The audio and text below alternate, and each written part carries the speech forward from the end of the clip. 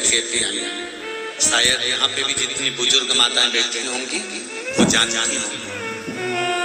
9 महीने में नारी के गर्भ में जब 9 महीने बच्चा रहता है तो कोई 1 महीना ऐसा होता है जिस महीने में बुजुर्ग माताएं कहती है कि नदी नाले मत नाना। बोलो सही है कि गलत है?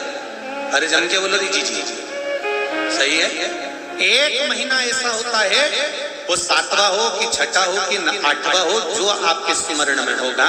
कई माताएं कहती हैं और बुजुर्ग माताएं कहती हैं तो बहुओं को लगता है ऐसा कोई होता है, ये तो ढोंग प्रपंच है, ये तो ढकोसला होगा, ये तो ढोंग होगा। पर उसका प्रसंग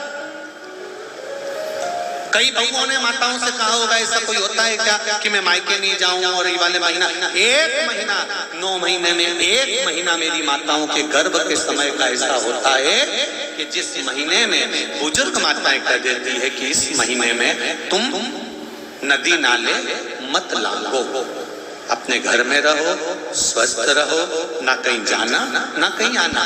डॉक्टर को दिखाने जाना हो तो चले जाओ, मना नहीं, पर नदी नाले लांग कर मत जाना, इधर हो तो चले जाओ। बुजुर्ग माताएं कहते हैं।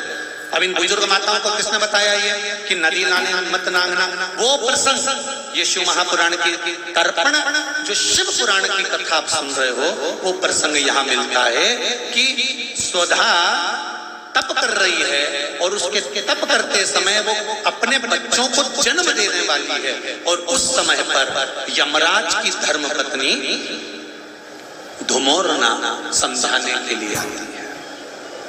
1 महीना लगता है धुमोरना को स्वधा को समझाने के लिए। इसलिए हमारे यहाँ पर बुजुर्ग माताएं कहती है कि इस महीने में तो नदी नाले मत नांगना, क्योंकि यम की पत्नी आई।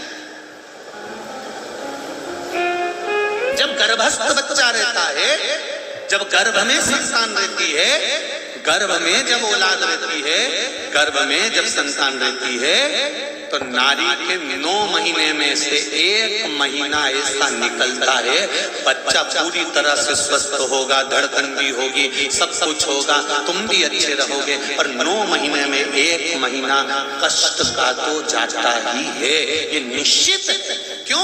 क्योंकि उस समय पर स्वधा के पास में धुमोरना यमराज की पत्नी आकर बैठी थी, जिस समय पर स्वधा अपने बच्चों को प्रकट कर रही थी, तब उस समय पर धुमोरना आकर विराजमान हो गई, यमराज की पत्नी आकर विराजमान।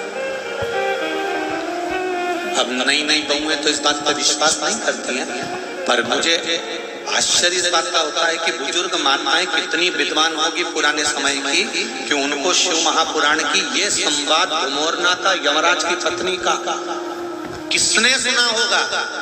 और ये बुजुर्ग माताओं को भी मालूम, इनकी सास ने और उनकी भी सास ने और उनकी भी सास ने, मतलब सनातन हिंदू धर्म कितना पुराना सनातन धर्म है, जरा विचार करिए कि वो आज तक चले आया।